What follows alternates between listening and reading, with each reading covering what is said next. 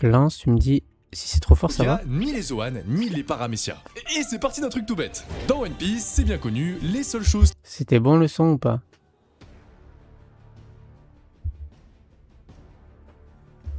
Pas trop fort, pour toi ça va? Ok. Bon, on va lancer comme ça alors.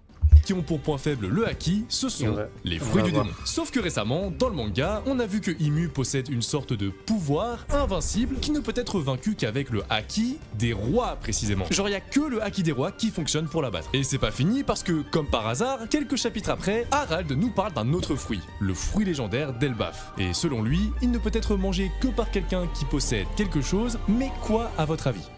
Le sang des rois. C'est là que je me suis demandé, est-ce qu'on n'aurait pas affaire à une nouvelle catégorie de fruits supérieurs qui serait capable de résister au haki normal, mais pas à celui des rois? Alors j'ai commencé à creuser, à faire des recherches, à voir si on n'avait pas loupé des indices depuis le début, et j'avais raison.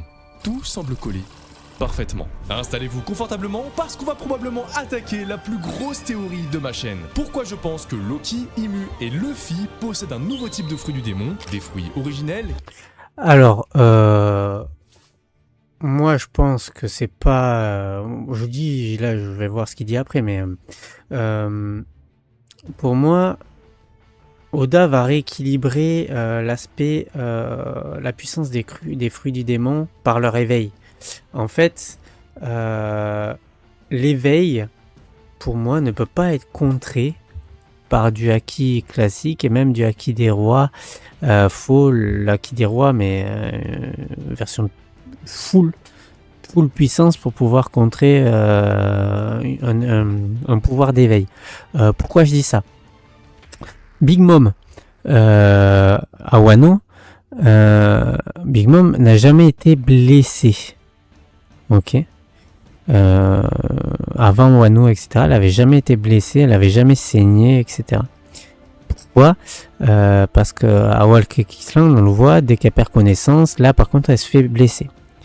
Parce que quand elle a connaissance, elle est éveillée, etc., en fait, son haki des rois est constamment en train de la protéger.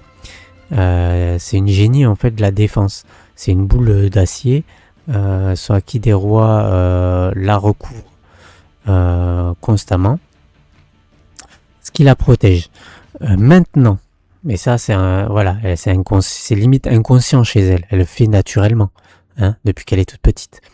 Maintenant, ça veut dire comment l'eau avec son éveil, alors que le manga nous dit que le haki des rois, le haki est supérieur au fruit du démon, qu'avec du haki on peut annuler les pouvoirs des fruits du démon. Ok, comment avec son éveil il a pu traverser Big Mom et lui casser le bras, etc., alors qu'elle est protégée par son haki des rois? Ça veut dire que l'éveil, en fait, l'éveil d'un fruit ne peut être contré pas forcément avec du haki des rois. Il faut que ce soit un haki des rois puissant. Ok. Et en fait, c'est pas lié au type de fruit, en fait. C'est en fait lié à l'éveil. Et Oda va rééquilibrer la puissance des fruits grâce à l'éveil face au haki. C'est-à-dire que le haki des rois pourra se prémunir avec le haki, on peut se prémunir des pouvoirs classiques. Mais par contre, l'éveil, si on n'est pas suffisamment fort, on peut pas s'en prémunir. Vous voyez ce que je veux dire? Moi, c'est ça que je parle. Après, je vais écouter ce qu'il va dire, mais pour moi, c'est plutôt ça. Qui contiennent les pouvoirs des fondateurs du monde de One Piece, laissez-moi tout vous expliquer sur les fruits du démon de type Bali. Alors, par contre, j'ai un truc qu'il a dit qui était plutôt sympa. Il parlait des fruits originels. Et moi, dans ma théorie, il y a justement les fruits du démon originels. C'est les fruits du démon qui ont été créés pour les personnes qui les ont imaginés. Et par exemple, Imu, elle aurait son fruit du démon qu'elle aura imaginé elle. Et les autres, Saturne, etc., pareil. Ils auraient les fruits du monde qui seraient imaginés, ils seraient les premiers possesseurs des fruits de leurs fruits du démon. Et une fois qu'il meurt, en fait, ce fruit du démon se réincarne et après ça passe de possesseur à possesseur et le fruit du démon évolue. Mais vu qu'ils sont les premiers, ils ont que l'éveil, en fait. Ils ont déjà le full potentiel de leur fruit puisqu'il a été fait pour eux. Voilà, ça, truc. C'est pour ça que ils ont des caractéristiques bien différentes, plus animales, etc. Parce que c'est le full potentiel du fruit. Oui, au fait, faut que je vous parle. Le 1er mai, je vais sortir le plus gros projet que cette chaîne n'ait jamais connu. Et je sais que ça va trop vous plaire parce que le projet est en rapport direct avec One Piece. Je sors ma marque de tableau One Piece, Blue Line. Alors Blue Line, ça sera des tableaux qui représenteront différentes îles ou paysages de One Piece, mais ça sera pas juste un poster avec un cadre. Moi, je vous parle d'une toile Canva en tissu d'hyper bonne qualité, soutenue par 2 supports en bois. Bref, ça sera un vrai bel objet décoratif, mais surtout de passionnés de One Piece. Parce que figurez-vous que les illustrations des tableaux, pourquoi ça pourrait pas juste être un autre pouvoir qui a aucun rapport, comme l'électro-vidéo. Bon, avant qu'on rentre dans le vif du sujet, c'est hyper important que je vous explique d'abord pourquoi est-ce que ce nouveau concept de Imu qui n'est faible que face au fruit des rois est bel et bien un autre type de fruit du démon. C'est vrai quoi, pourquoi ça pourrait pas juste être un autre pouvoir qui a aucun rapport, comme l'électro des Minx ou le karaté des hommes poissons? Bah déjà, tous les super pouvoirs de One Piece qui n'ont rien à voir avec les fruits ou le haki sont toujours soit liés à la race de la personne qui l'utilise, ou soit à un élément de la nature, à la science en gros. Le karaté des hommes poissons, c'est une technique qui permet d'exploiter l'eau sous toutes ses formes. On a déjà vu Odie Jones balancer des requins en eau, Jinbei tirer des gouttes aussi puissantes que des balles de pistolet, et même faire des vagues d'énergie en projetant la vapeur d'eau naturellement présente dans l'air, excusez-nous. Sauf qu'en réalité, tous ces trucs, c'est considéré comme un art martial, avec des mouvements précis effectués à la perfection en suivant une certaine logique. La logique de One Piece après, pas de la vraie vie non plus. Ça fait que, avec un peu d'entraînement, même les humains qui n'ont pas de haki sont capables de maîtriser ces techniques, comme Robin ou Koala. Ça ne s'apparente donc pas à de la magie, comme ce que fait Imu, ou même les fruits du démon en général. Ouais, mais dans ce cas-là, il y a l'électro des Minx, c'est comme de la magie ça. Oui. Là, c'est plus surnaturel. Les Minx, qui sont des espèces d'animaux anthropomorphes, sont capables de créer des éclairs d'on ne sait où, et ça leur permet de foudroyer leurs ennemis en combat, de les paralyser et même d'induire leurs armes avec, un peu comme si c'était le Gorogoronomi de Temu. Mais les gars, préparez-vous à être déçus parce que l'explication de ce pouvoir, elle est toute bête. C'est juste de l'électricité statique un peu boostée. Ouais, le truc que tu ressens quand tu enfiles un pull bien rugueux en hiver, c'est la même chose. En restant dans la logique de One Piece, évidemment, faut pas abuser non plus. Je suis plutôt d'accord sur ce qu'il dit. Je suis plutôt d'accord sur ce qu'il dit. Là, c'est plutôt bien dit. Grâce au frottement de leur fourrure très dense, que les Minx réussissent à produire des charges électriques plus ou moins puissantes, ce qui fait qu'au final, n'importe quel animal à fourrure peut réussir à maîtriser l'électro, pour peu qu'il ait un minimum d'intelligence, évidemment. Là, il y a toujours aucun rapport ni avec le haki, ni avec les fruits du démon, et même le Sulong, qui est un truc propre à la race des Minx, est naturel, vu qu'il est provoqué grâce aux ondes qu'émet la lune. Voilà, on pourrait continuer comme ça pendant des heures, mais ce que je veux que vous compreniez, c'est que les super pouvoirs dans One Piece sont des phénomènes tout à fait explicables, contrairement aux fruits du démon qui à la base sont littéralement des pactes avec le diable. Alors, je vous rappelle que vous mangez un fruit qui vous accorde un pouvoir. Chopper qui maîtrise l'électro. Après, je pense que c'est particulier. Chopper est un animal à la base et il a le fruit de l'humain. C'est un peu plus compliqué que ça. À la limite, après, pourquoi pas si on lui explique la technique de comment faire. Mais je pense que c'est surtout parce que les Minx ont développé en fait ses capacités, etc. au fil du temps aussi. Né d'un désir qui en plus a pour contrepartie de vous rendre vulnérable à l'eau, élément qui est littéralement présent partout dans le monde de One Piece. On a tellement banalisé ça dans la série que ça nous fait plus rien de voir un nouveau fruit, alors que, rappelez-vous, les gens étaient terrifiés dès qu'ils apprenaient que leur ennemi en avait mangé un. C'est pour ça que dans le passé, au cours de l'histoire, les humains normaux ont dû développer leur propre pouvoir pour s'opposer au règne des utilisateurs de fruits du démon, et ainsi rétablir l'équilibre du monde. Le haki. Ce pouvoir est une manifestation physique de leur ambition de prendre le dessus sur eux, et d'ailleurs ça veut littéralement dire ambition en japonais. Après, est-ce que leur objectif était uniquement de contrer les fruits du démon? Ça, on sait pas vraiment, mais le fait est que, en plus du granit marin, le haki, c'est bien leur seule faiblesse connue. Alors peut-être que vous pensez que je dis ça pour faire référence au fait que le haki de l'armement permet de toucher les logias, mais absolument pas. Ça ne concerne pas seulement les logias, mais bel et bien tous les types de fruits. Au chapitre 661, durant le combat de Smoker et Law au début de Punk Hazard, Tashigi essaye aussi à un moment de se ramener dans la bataille après avoir vu que Smoker est en difficulté. Donc elle va pour attaquer Law et c'est là que Smoker l'avertit en disant: ne fais pas ça Tashigi, ton haki est trop faible face à lui. Alors là, on pourrait se dire, qu'est-ce que tu racontes, chef? L'eau, a priori, c'est pas un logia, hein. Tashigi, elle est très bien capable de le toucher. Sauf que ce qu'il faut comprendre ici, c'est que le haki, en général, on doit plus le voir comme un niveau de puissance plutôt que comme une technique. D'un côté, on a le haki en tant que pouvoir, celui qui, entre guillemets, circule dans le corps, et de l'autre, on a le haki de l'armement et de l'observation, etc., qui sont des utilisations spéciales de cette force vitale. En gros, c'est pas parce que ton bras devient noir que tu peux contrer tous les utilisateurs de fruits. Non, pour en être sûr, il faut prendre en compte le niveau global du haki de tout ton corps. On a même pu voir à plusieurs reprises que le haki permet d'annuler les effets d'un fruit du démon, comme lorsque l'eau sort son aura pour annuler la maladie de Q qui le transformait en femme, ou lorsque le haki de Joy Boy est déployé sur Egghead, annulant carrément la transformation du Gorosei, qui sont quand même, excusez-moi de le dire, des oies mythiques éveillés. Mais alors, après avoir vu ça, on serait en droit de se demander logiquement d'où sort le haki des rois. Parce que là, Je suis pas sûr que dans le manga, on les ait vus revenir à leur forme. Ils ont été en fait, la technique de Saturne de les invoquer a été annulée, ça oui. Mais il me semble pas qu'on les ait vus revenir à leur forme humaine. Faudrait que je regarde. Je vais vérifier ça. Je vérifie ça. Hop, vite fait. Dans l'anime, oui, mais... Alors, hop,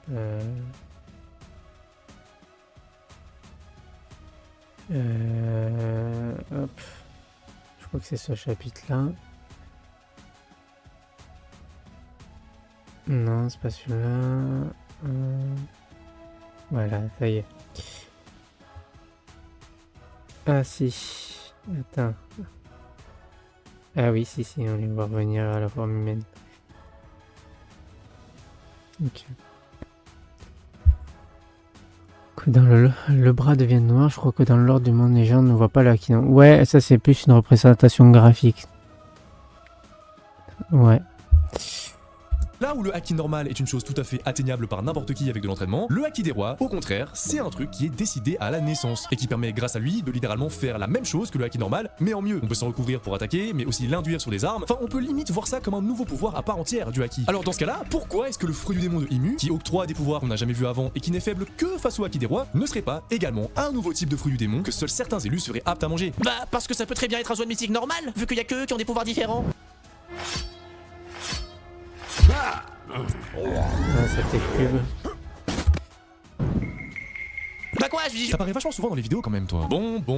Les Zoan mythiques. Oui, c'est vrai que pendant longtemps, dans la tête des gens, on a toujours classé ce genre de fruits dans une catégorie à part. Parce que, bah, ils sont juste trop bizarres. C'est pour l'instant les seuls fruits du démon capables d'octroyer 2, 3, voire 4 pouvoirs différents à un seul et même individu. Et c'est souvent un truc du style, je suis capable de me transformer en créature puissante, mais oh, je peux aussi faire de la glace, tiens. Ou, oh là là, t'as vu comment je suis un dragon légendaire, mais je peux aussi endormir ce géant. Malgré tout, peu importe leur pouvoir, les Zoan mythiques reste des Zoan. Et depuis le début, j'appuie bien sur le fait que le 4ème type de fruit du démon dont je parle n'a rien à voir avec les 3 autres, que c'est un tout nouveau type. Et c'est pas un nouveau type seulement parce qu'il accorde des pouvoirs très différents de ce qu'on a l'habitude de voir. Non, en fait, ce qu'il faut réellement regarder, c'est ça. Oui, c'est le fruit. Pas le fruit en mode ses pouvoirs, je sais pas quoi. Non, le fruit simple à l'état de fruit. C'est dedans qu'il y a la différence. Chapitre 1044. On apprend pour la première fois que les fruits du démon Zoan possèdent une conscience et qu'il y en a un en particulier qui est capable de choisir s'il se fait manger ou non. Le Hito-Hitonomi modèle Nika. Ça veut dire que certains fruits du... Non, alors c'est tous les Zoan qui ont une conscience. Et le modèle de Nika, il ne choisit pas un truc, il est choisi. En fait, chaque Zoan choisit son possesseur, en fait.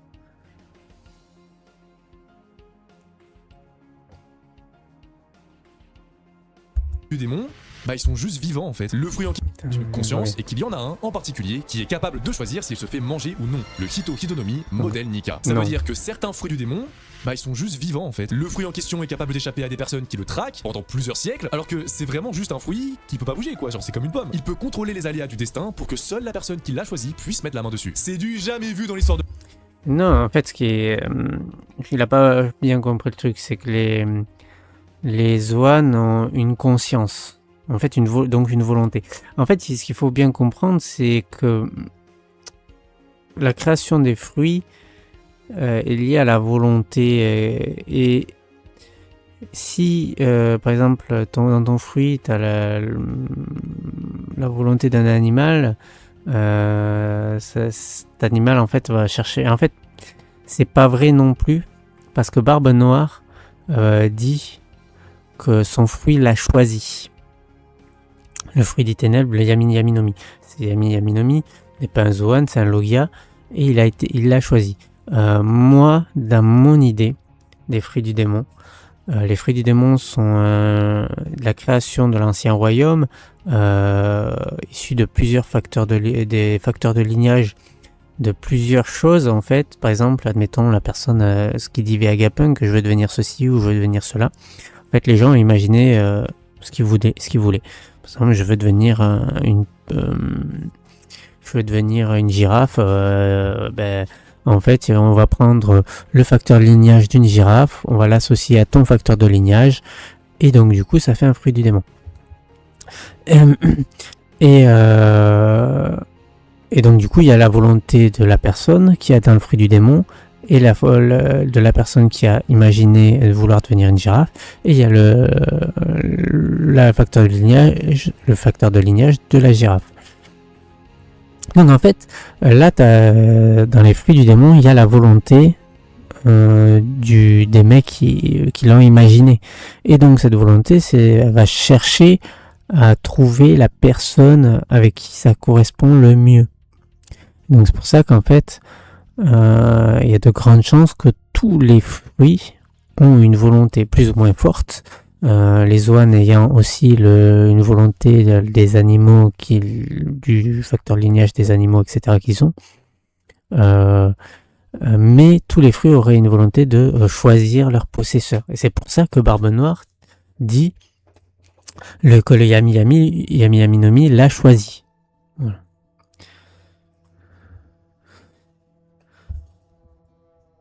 C'était pas sous-entendu, Agnès Sobi avec l'épée éléphante de Spandam. Si aussi, je peux devenir Carlin connard.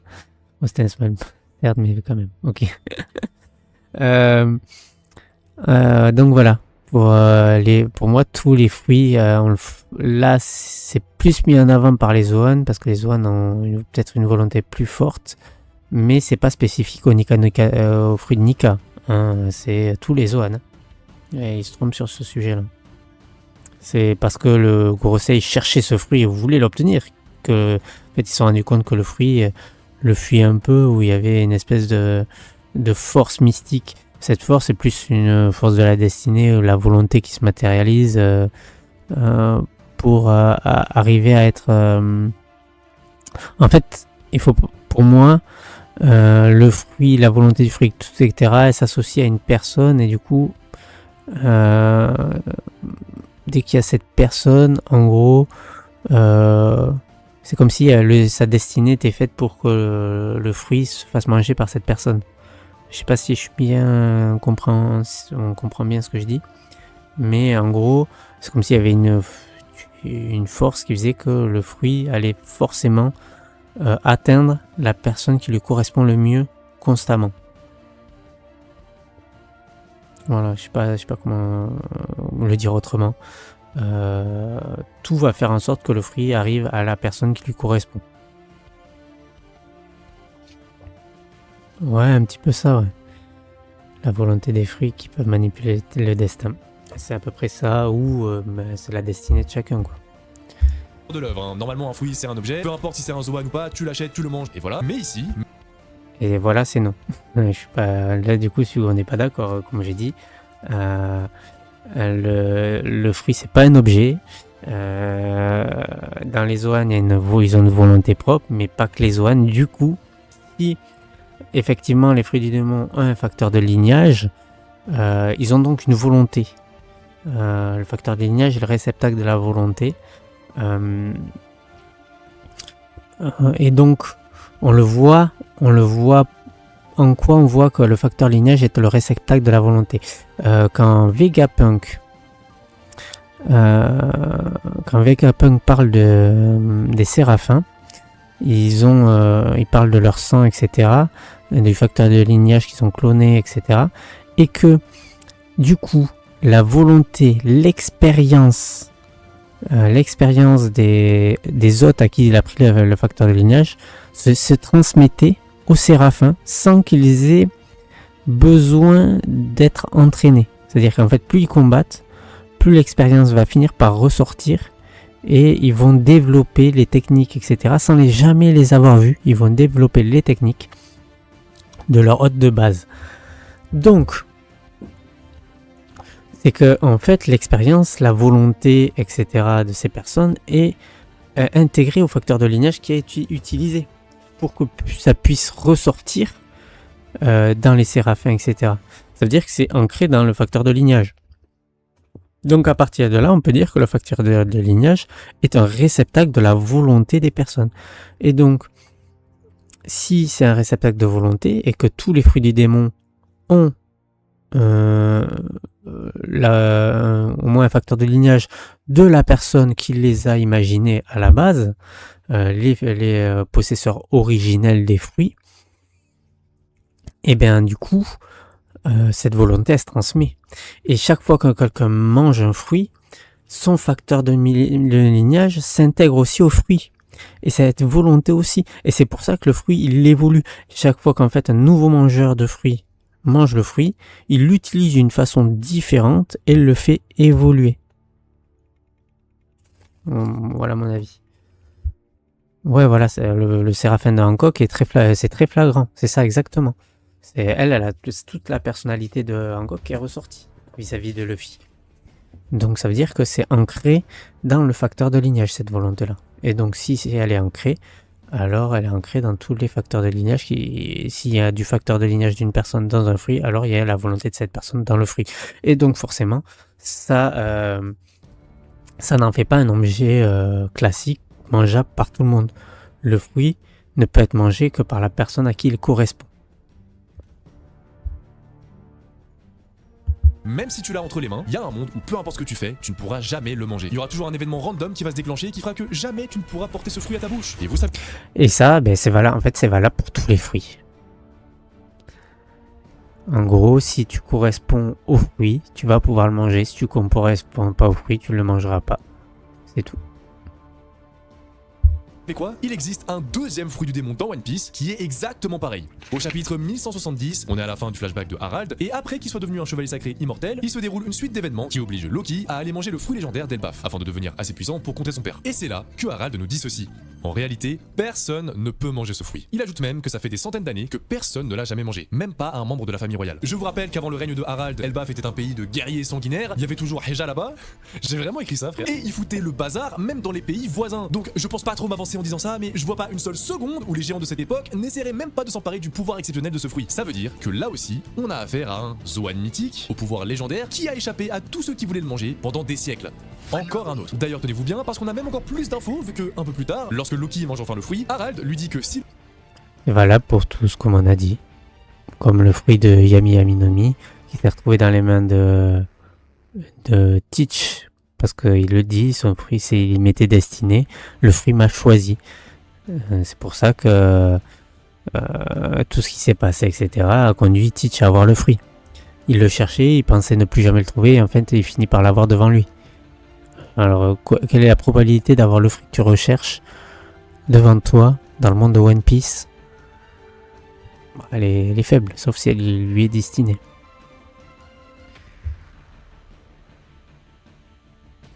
Oui, il y avait aussi Ratotsk qui défendait le fruit, mais il y a aussi le fait qu'ils étaient peut-être pas destinés à manger le fruit, tu vois. Donc il se passait peut-être des trucs, des malédictions qui faisaient que ils pouvaient pas, ils ont pas pu le manger. C'est qu'il possède bel et bien le sang d'un roi.